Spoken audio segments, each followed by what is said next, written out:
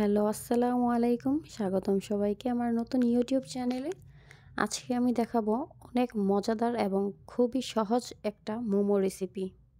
মোমোর ভিতরের পুরের জন্য আমি এখানে নিয়ে নিয়েছি অর্ধেক পেঁয়াজ, ৫ থেকে ৬টা পেঁয়াজ কলি, ৫টা কাঁচামরিচ এবং একটি গাজর আর মুরগির ২টি সলিড মাংসের অংশ বা ব্রেস্ট পিস।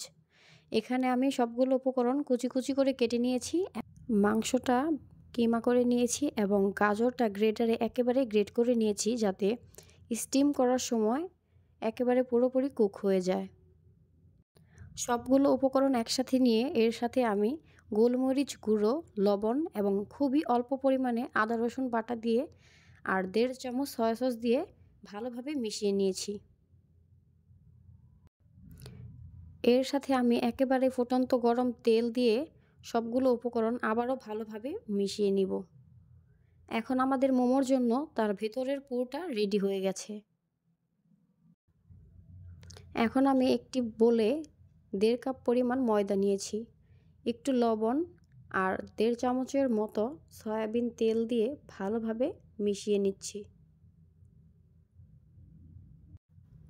ময়দার পরিবর্তে আপনি এখানে আটাও নিতে পারেন। এখন আমি নর্মাল টেম্পারেচারে থাকা পানি অল্প অল্প করে এর সাথে মিশিয়ে নিচ্ছি।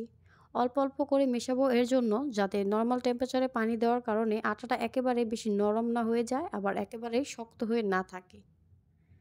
এরপর হাতে আটাটা লেগে আসলে অল্প একটু তেল নিয়ে আটাটা ভালো মতো ছাড়িয়ে মিশিয়ে ভালো মতো ডো বানিয়ে নিব।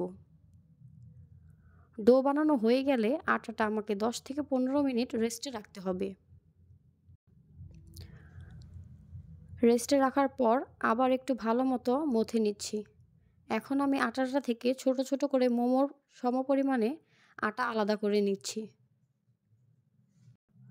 আমার কাছে মোমো স্টিমার না থাকার কারণে আমি একটি ডিশের মধ্যে অর্ধেকের একটু কম পানি দিয়ে এর উপর একটি স্ট্রেনার বসিয়ে ঢেকে রেখে দিয়েছি পানিটা বলক ওঠার জন্য। আপনার কাছে মোমো স্টিম করার জন্য স্টিমার না থাকলে আপনিও এই পদ্ধতিটি ব্যবহার করতে পারেন। এখন আমি মোমোর জন্য ছোট ছোট ডোগুলো সুন্দর করে বেলে নিচ্ছি। ডোগুলো আমার কাছে একটু পাতলা করলেই ভালো লাগে আর দ্রুতই সিদ্ধ হয়ে যায়, খেতেও আটা আটা লাগে না। এর জন্য আমি ভালো মতো পাতলা করে বেলে নিয়েছি। এখন এর মধ্যে একটু করে চিকেনের পুর দিয়ে সবগুলো মোমোই আমি এক এক রকম করে ফোল্ড করে নিয়েছি। যদিও আমি তেমন একটা মোমো ফোল্ড সুন্দর করে করতে পারি না, তবুও একটা চেষ্টা করে দেখি কেমন হয়। যাই হোক না কেন, এটার টেস্টটা এতই মজা হয় যে তখন আর ডিজাইনের দিকে তেমন একটা খেয়াল থাকে না। একটা মোমো আমি এক রকম করার চেষ্টা করি যতটুকুই পারি না কেন। ভিডিওতে দেখানোর মতো একটু একটু করে একটু ভিন্ন ভিন্ন ডিজাইন করার চেষ্টা করেছি। আপনারাও চাইলে এরকম করে বানিয়ে নিতে পারেন।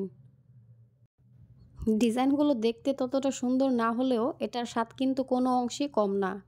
বাইরের কেনা মোমোর থেকে অনেক গুণ মজাদার এবং স্বাস্থ্যকরও হয়ে থাকে।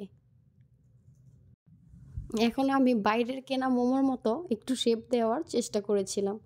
যতটুকুই পেরেছি তাও করেছি। কতগুলো মোমো বানানো হয়ে গেলে দেখতে হবে স্টিমারের পানিটা সম্পূর্ণরূপে বলক উঠেছে কিনা। পুরোপুরি গরম হয়ে যদি বলক উঠে যায়, তখন আমি ঢাকনাটা খুলে হালকা করে তেল ব্রাশ করে দিয়েছি যাতে মোমোটা নিচে না লেগে যায়। এরপর এক করে যে কয়টা মোমো দেওয়া যায় আমি ওই কয়টা মোমো দিয়ে ঢেকে দিয়েছি। আমি এখানে মিডিয়াম হিটে দিয়ে ১০ মিনিটের মতো স্টিম করেছিলাম। তারপরও আপনি ঢাকনা খুলে দেখতে পারেন, এগুলো যেহেতু মোমোর শিটগুলো একেবারে পাতলা করেছি, সেদ্ধ হওয়ার পর এগুলো দেখতে একেবারে ক্লিয়ার টাইপের হয়ে থাকে। আপনার কাছে যদি ঢাকনা খুলে মনে হয় যে সিদ্ধ হয়নি, আপনি আরও কিছুক্ষণ ঢাকনা দিয়ে সিদ্ধ করে নিতে পারেন। প্রত্যেক ব্যাচের মোমোগুলো আমি একইভাবে সিদ্ধ করে নিয়েছি।